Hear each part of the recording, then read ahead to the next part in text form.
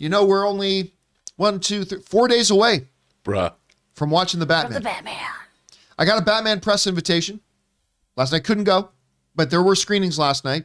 And then I got an invitation for Wednesday, but I don't need that press invitation for Wednesday because we're going to see it on Tuesday. And then we're going to see it again on Friday. So we got a lot of Batman in our future. But another big Batman is not Robert Pattinson that everybody's excited about and talking about. And it is one Michael Keaton. A couple of years ago, God, it feels weird saying a couple of years ago now, back at that DC Fandom event. Not the most recent one, but the first one they did. You know, all the buzz about it was, of course, Michael Keaton. There had been rumors that Michael Keaton was going to be in Flash, and we found out he is. Everybody's excited. Then we found out it's not just a one quick shot, you know, wham, bam, thank you, Keaton, as Batman. He's coming back as Batman again, and he's going to be in Batgirl. Well, Michael Keaton is always slick, 70-year-old Michael Keaton, who, if you saw the protege, can still do action sequences with the best of them. This dude's in phenomenal shape still, and he's our Batman again. Of course, he's in Batgirl, and he jumped on his social media to post this little picture here. This picture, to me, is fantastic. It's just him. He's on set of the Batman, or of Batgirl, I should say. He's on set of Batgirl. I guess he's walking to set, and he probably just caught his own shadow on the ground in costume, snapped a shot of it, and decided to share it with the world. Clearly, he's not scared of his own shadow. No, clearly not scared of his own shadow. I'm scared of his shadow. That's a terrifying shadow. Terrifying shadow. You don't want to be a criminal in Gotham and see that shadow. So it got me thinking a little bit, because we know that Ben Affleck, my all-time favorite Batman, we know Ben Affleck is making an appearance in The Flash, and he's already confirmed, like this was him just coming back to do a swan song so he could get a proper exit, because he fell out of the DCU rather unceremoniously and abruptly. So we know that. But Michael Keaton never said, yeah, I was coming back to do just one last thing. Because then we found out he's doing Batgirl.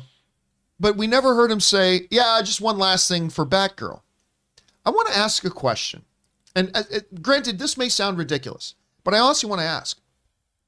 With Michael Keaton appearing in The Flash, predominantly in The Flash, if the concept art is anything to be believed. And then he's appearing in another project with Batgirl. And then we saw mural images of him, and now he's on social media posting about it. Let me ask what might sound like a ridiculous question. Is Michael Keaton going to be the Batman in the DCEU for the next few years? And again, I know that sounds silly to ask because Keaton's 70 years old at this point, but I saw him in The Protege last year. That dude could move. Number two, when the most action is going to be required of him, he's going to be in the Batman cape and cowl, so it's not terribly difficult to get a stuntman in there for the more demanding stuff he may need to do. Again, maybe a silly question, but I ask you guys, is Michael Keaton going to continue to be our Batman? Obviously not for the next 15 years, but is he going to continue to be our Batman in the MCU for the next 3 or 4 years? I don't know, Rob, what do you think? It's really interesting because we're getting the Batman. Matt Reeves, the Batman, is early on in Batman's career. Then we've kind of seen middle-aged Batman in Ben Affleck's Batman. You know, brutal, beaten down Batman. He's become more violent toward criminals and all that. Now you've got a Michael Keaton Batman who's older.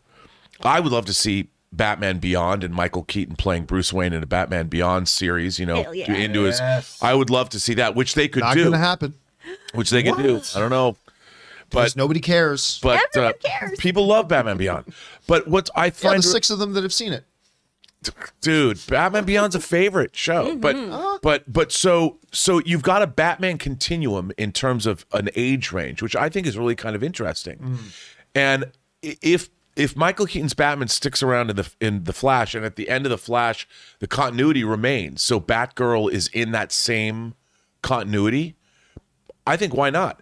Why not? To me, it's a great way to introduce a new Bat family. You could bring in Nightwing, you know, you could bring in Azrael, you could do all kinds of things, and you've got this elder statesman Batman that everybody respects that can act as a mentor figure, and at the same time, you introduce an exciting cast of young people, but they would still be legitimate in terms of, it wouldn't look like it was pandering to like, oh, well, you have to introduce a lot of young characters to appeal to the younger audience. It would actually work kind of in continuity. So I kind of hope they do, because I think having call it the Keaton continuity would be pretty interesting. I mean, that phrase is going to catch on, by the way. The Keaton continuity. I like that. I like the Keaton continuity. You go with the Keaton continuity, and then you've already got 2 movies in the Keaton continuity, which I think is really neat. And that's why they're going to do a Batman Beyond series. Yes, they are. You know, it's funny, just going to the Batman Beyond thing. For 10 years now, I've had people, 12 years now, I've had people yell at me, they're going to do a Batman Beyond series any day now. It's coming. I'm like, no, it's not. No time soon. I mean, eventually everything gets made. Eventually. And I'll tell you what, Spider-Man Into the Spider-Verse, I think did a lot to further the possibility of a Batman Beyond being made. Oh, Agreed. absolutely. Because there's a lot of similarities between those two situations. But again, we still don't have anything on it. I'm just saying, for 12 years, I've had people every single year telling me, Batman Beyond is any day now. Batman Beyond, they're going to do it. In the next year or two, they're going to do it. I kept saying, no, it's not. Here we are 12 years later, still hasn't. But it will at some point. It would be a great series for HBO Max. And listen, they've never, I'll say this too, they've never been in a better position to do, if they do want to do a Batman Beyond. And I've always said eventually they'll get around to it someday, but maybe someday is coming soon, because with Michael Keaton there, you do have a built-in mechanism to do Batman Beyond if they want. I still don't think we're going to see one for at least 5 years. Maybe that could be true, but you know what would be cool about that show is it's set in the future. Yeah, the quote-unquote future. And as long as they write, I think Michael Keaton, having watched him speak, he's done some great work recently, like in Dope Sick. He was amazing in that. He's an amazing actor. And I think if you give him a part that is worth playing, and if you give him a complex, interesting version of an older Batman to play, I think you'd embrace that. But it's got to be like anything else, beautifully written and tell a great story. Chris, Keaton's here. He's doing Flash, got everybody excited. He shocked everybody finding out he's going to do Batgirl. He's posting images of himself. He's doing talk shows talking about it. I mean, conventional wisdom says, yeah, he's doing Flash and yeah, he's doing Batgirl and then he's done. But could we be seeing Michael Keaton as the DCEU's version of Batman for a couple more years? What do you think? Well, we've got 2 options here, right? This could be a Suicide Squad situation. Well, remember how Fluga was on like every talk show and then Javelin was immediately killed? You know, that could be a situation here of just like, and Michael Keaton pops up and thank you, sir, for your service. Yeah. I'm hoping it's not the case. I'm hoping we're getting this Batman. And I love the Keaton continuity. Oh my gosh. Trademark. Would that be cool? That'd be great. And that allows us, like you were saying, Rob, to really give him really, really interesting things to work with. We can look into the supposed sins of the Bat, right? We can do a Jason Todd story. We're not doing that with Pattinson anytime soon. He's not old enough. But if we do that with someone like Keaton, who could have adopted children, raised them, failed them, had these relationships with grown adults. Don't forget, we already saw that one Batgirl set photograph of, there's a mural of Batman with a Robin. So his Batman had a Robin at some point. Exactly. So we can explore, because all of them, he didn't have successful relationships with all of them. You know, at one time or another, there was a falling out with any of his proteges. And I think that's what's going to be really, really fun to explore here. Or his son. Yeah, Bringing or Damian Wayne. Give me Red Robin. Like, we have so much to do here. Damian Wayne's tough to do because there's a whole, like, can you just jump to a Damian Wayne without doing the whole background with the Al Ghuls and his mother? And I mean, I don't know. But then again, they are jumping forward a lot here in time. But we had to keep in mind, this movie's not called Batman. This movie's called Batgirl. It's her movie, and I'm sure he's going to be a supporting character. But still, I don't know, guys, question for you. What do you think? Do you think it's ridiculous for me to ask that maybe he could continue to be our Batman in the DCU for the next couple of years?